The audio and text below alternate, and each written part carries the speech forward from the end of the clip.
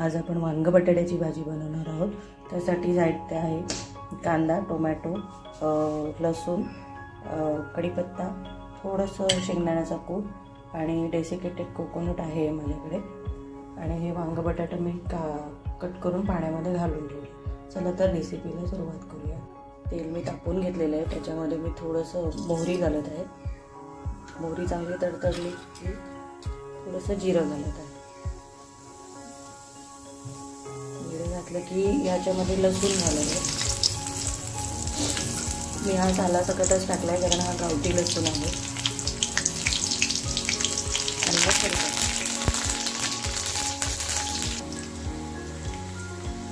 लसूण जर असं ब्राऊन झाला की कांदा घालायचा।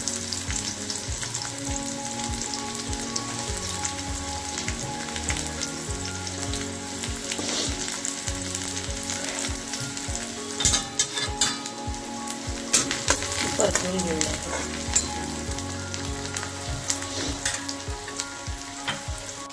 कांद्याचा कलर बदलत आहे, थोडंसं मीठ घालूया, हे अर्धा चमचा। आणि मग टोमॅटो चांगलं परतूया।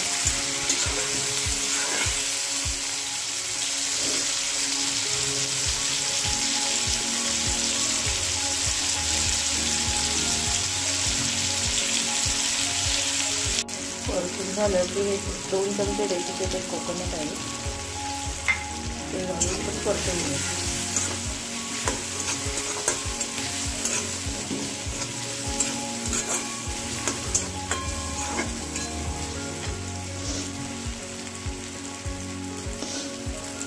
मग हळद, कांदा लसूण मसाला, मी गजराचाच कांदा लसूण मसाला वापरते, त्याने भाजीला कलर वगैरे पण छान येतो। आणि लाल तिखट म्हणजे कलरसाठी वापरते। गजराच्या कांदा लसूण मसाल्याने कलर येतो।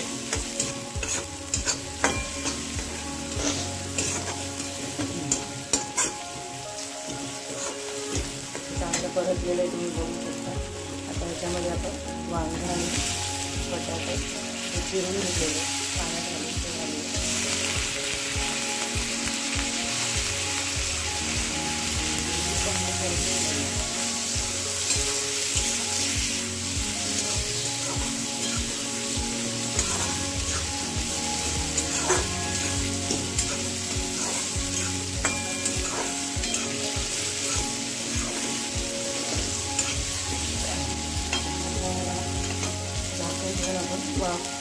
करून घ्यायची आहे।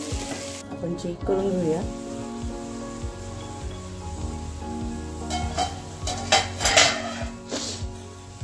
तर आपली भाजी तयार झालेली आहे आणि आपण कोथिंबीर टाकूया। ही मी माझ्या टिफिनसाठी बनवत आहे, ऑफिसला जाण्यासाठी। त्याच्यासोबत मी बाजरीची भाकरी घेऊन जाणार आहे, मी तुम्हाला नंतर दाखवते। तर बघू शकता की पाणी अजिबातच टाकलेलं नाही आहे, म्हणजे तेलावर आणि वाफेवरच ते शिजवून घेतलेलं आहे। पुन्हा एकदा चांगलं हलवून घेऊया।